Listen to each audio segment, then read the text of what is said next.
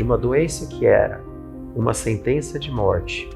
Hoje em dia eu tenho uma doença crônica, que a pessoa tomando a medicação tem a mesma expectativa de vida e que não vai levar nenhuma consequência a ninguém. Então muda completamente o cenário, pelo menos do ponto de vista pessoal, do status de viver ou não com HIV.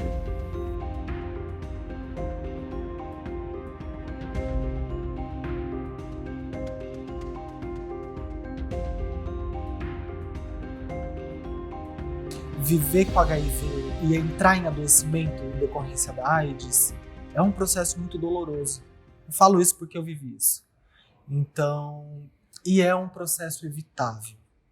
A gente não tem por que adoecer. Hoje nem contrair e morrer por AIDS, né?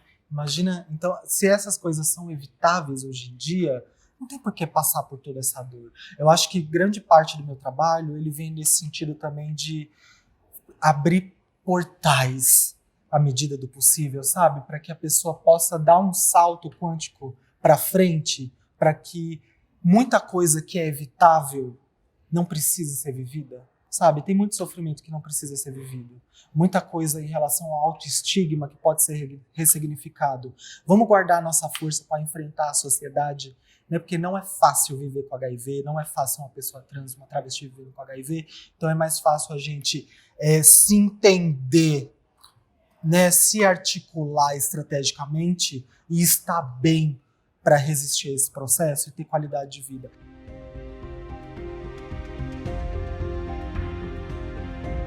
Olha, quando eu dou aula para o pessoal mais novo, estudantes, médicos recém-formados, eu disse, a minha geração teve o privilégio de viver uma revolução no tratamento de uma doença que, sei lá, talvez os médicos mais antigos tenham visto isso quando surgiu a penicilina, porque você passou a ter um antibiótico para lidar com as infecções.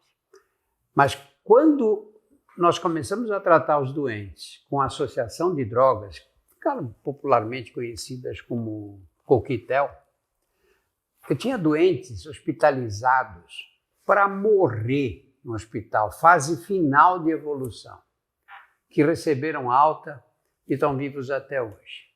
No Carandiru, um dia nós começamos a tratar todo mundo. Eu fiz uma adaptação para ter um esquema simples, porque os sistemas eram muito complexos naquele tempo. Tinha um mundo de comprimidos e você tinha que dar, alguns deles tinha que tomar em jejum, ficar mais 1 hora sem comer, uma coisa infernal. Eu fiz uma adaptação, a pessoa tomava 2 comprimidos de manhã, 2 comprimidos à noite e pronto. Aí passou um tempo, eu falei, nós estamos tratando esse bando de gente aí, não temos noção do que está acontecendo. Vamos reunir todos. Conversei com o pessoal, falei, traz todo o pessoal aqui, todo mundo que está tomando a medicação, que eu quero rever todos os casos, nem que tem que passar o dia inteiro aí vendo o pessoal. Quando eu cheguei, tinha uma fila na porta da sala de atendimento. Eu falei, puta, não. Eles não trouxeram o pessoal com HIV, né? Aí peguei uma enfermeira, todo mundo, os enfermeiros eram presos também, tudo preso. Falei, olha, por que vocês trouxeram o pessoal do HIV? Eu trouxemos esse pessoal que está aí. Falei, não é possível. Não tem ninguém em cadeira de roda, não tem ninguém em maca. Era todo mundo, uma molecada forte. Falei, não, são esses. Era impressionante. Estavam todos com 6 meses de tratamento, por aí, todos super bem. Uma revolução absurda. Você vê aquela gente que estava morrendo, voltar à vida normal. Tem pacientes daquela época que estavam nessa condição e que estão aí até hoje, fortes, 30 anos mais tarde, levando vida normal.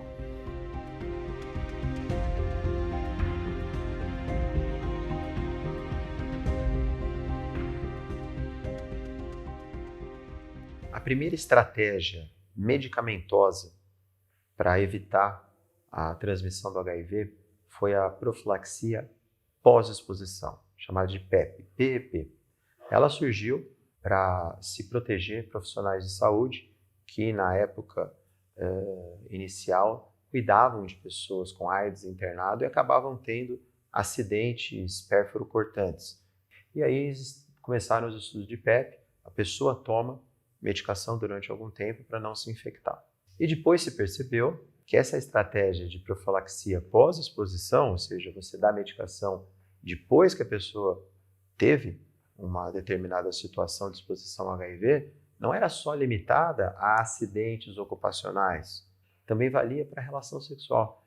Então, a PEP, ela vale hoje, a profilaxia pós-exposição, para qualquer tipo de situação na qual você foi exposto ao HIV.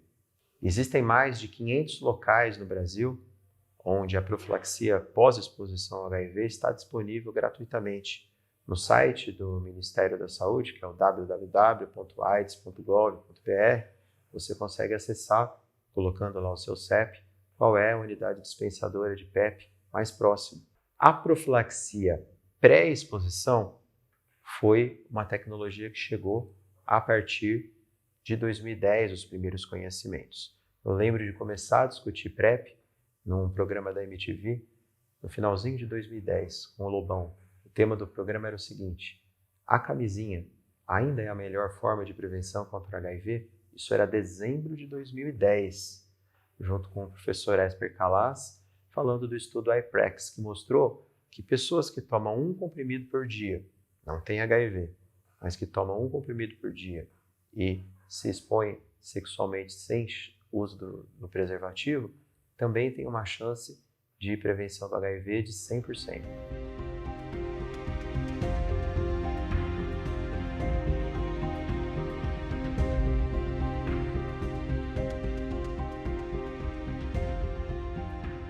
Essa população de mulheres e homens mais velhos nem pensa no risco de pegar AIDS. Eles acham que não vai acontecer, porque foi uma geração que foi acostumada a pensar que AIDS era coisa de homossexuais e de usuários de drogas. E você tem os jovens que não viram o que aconteceu naquela época. São jovens, é claro que na adolescência, etc., a atividade sexual está em grau máximo ali, né? Então, eles se expõem mais e se expõem mais perigosamente, por não saber, por não ter ideia do que é a AIDS. Eles sabem que existe, claro, mas não acham que vai acontecer com eles de jeito nenhum. E aí é que falha a informação, sabe? Aí faltam campanhas dirigidas especificamente para esses dois grupos populacionais. Nós não divulgamos que esses tratamentos de pré-exposição e pós-exposição estão disponíveis pelo sistema de saúde, pelo SUS, gratuitamente. As pessoas não sabem. E aqueles que mais se arriscam, que são os mais pobres, os que vivem em condições mais precárias, são os que menos recebem informação. Nós estamos falhando gravemente.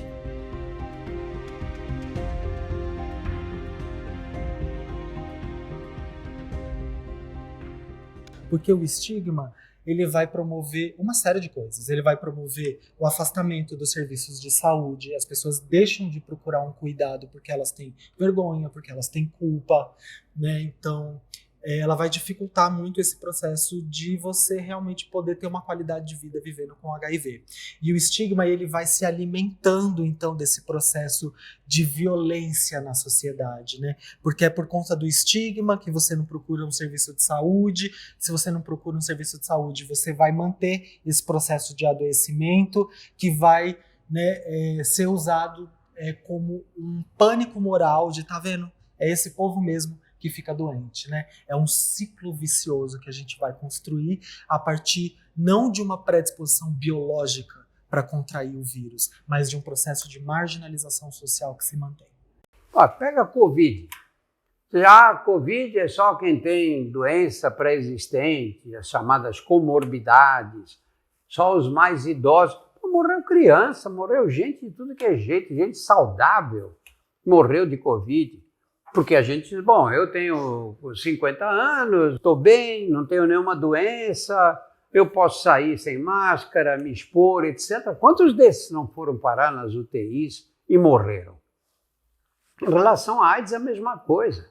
Quem é o grupo de risco? Homossexual masculino. Não, quem falou isso? Se você tem um homossexual casado, ou um homossexual com baixíssima atividade sexual que tem um parceiro, pronto. O parceiro não está infectado, qual é a chance dele pegar o vírus? É zero. Uma mulher que ganha vida vendendo sexo, mas que usa preservativo, etc., cuidadosa, qual é a chance dela pegar o vírus? Nada. Embora tenha vários parceiros sexuais, percebe? O que nós temos hoje, e esse é o conceito que tem que ser passado para a sociedade, é o comportamento de risco, aí sim. É o comportamento de risco. Então você tem um jovem homossexual que sai para a balada, que transa com vários parceiros, sem nenhuma proteção, ele não está correndo risco por ser homossexual. Ele está correndo risco por se expor ao vírus. Então, o conceito tem que ser esse, tem que ser o comportamento de risco. E não a gente falar em grupo, porque isso a gente presta um desserviço e desorienta a sociedade. O preconceito foi uma das poucas coisas que, infelizmente, a ciência não conseguiu. Uma pílula, um remédio, um tratamento injetável, uma vacina. Infelizmente, o preconceito ainda existe de forma muito grande e ele reflete, na verdade, não um preconceito contra o vírus, mas o preconceito quanto à questão de orientação sexual, quanto à questão de como a pessoa se enxerga. Então, ainda é muito frequente, por exemplo, questões relacionadas à esfera trabalhista. Pessoas são demitidas, pessoas não recebem a aceitação do seu atestado médico, pais, mães, avós, tios que expulsam pessoas vivendo com HIV da casa, e isso não é... Nós não estamos falando de questões contra o vírus, nós estamos falando de questões contra as opções das pessoas. Então isso, infelizmente, a ciência não conseguiu lidar. E é um trabalho, na verdade, que tem que ser feito com a sociedade como um todo e que ainda há muito a avançar. Em relação ao estigma, nós conseguimos quebrar, do ponto de vista científico, as premissas mais graves, que eram aquelas de AIDS como uma doença fatal e de que a pessoa com HIV transmite o vírus. Mas isso não ficou claro para grande parte da população e mesmo, muitas vezes, para as próprias pessoas vivendo com HIV.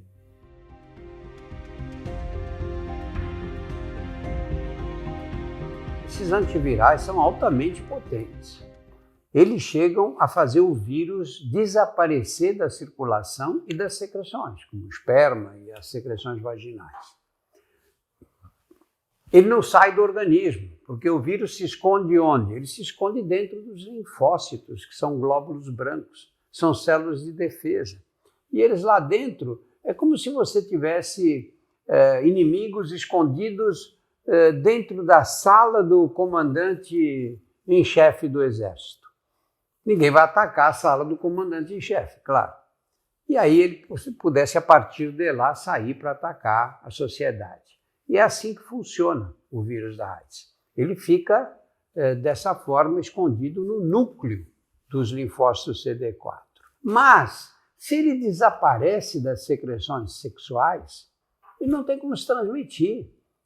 Porque a estratégia de sobrevivência deles, qual é? Se espalhar pelo corpo inteiro, entrar nas secreções sexuais e ser transmitido na penetração. Essa é a estratégia. Se as secreções sexuais estão sem o vírus, embora o vírus ainda persista no organismo, você nunca mais elimina, até agora pelo menos, ele não se transmite. A partir do momento em que toda a ciência, em que as sociedades médicas e o próprio Ministério da Saúde aqui no Brasil começou a aceitar e divulgar nos seus protocolos que indetectável é intransmissível, muda completamente, principalmente de como uma pessoa se enxerga vivendo com HIV. Então, era muito comum antigamente, mesmo com o uso do preservativo, que as pessoas vivendo com HIV tivessem completa abolição de vida sexual. E na hora que chega essa informação que indetectável é intransmissível, a autoestima, a libido, o desejo de ter parceiros, de ter um companheiro, uma companheira, volta. Isso é tirar o estigma de uma doença. A evidência de que quando a gente está indetectável, a gente não adoece por AIDS e não transmite, ela é muito poderosa. Ela tem um impacto revolucionário. É um dos maiores marcos da epidemia de AIDS, porque enquanto pessoa vivendo com HIV, a gente tem a possibilidade de se afastar da noção de um corpo vetor de doença. Então a gente pode voltar à nossa vida normal, né? Não que a gente não pudesse, mas a gente consegue talvez se relacionar afetivo sexualmente com um pouco menos de trauma, sabe? Menos traumatizada, tendo que negociar menos a nossa humanidade.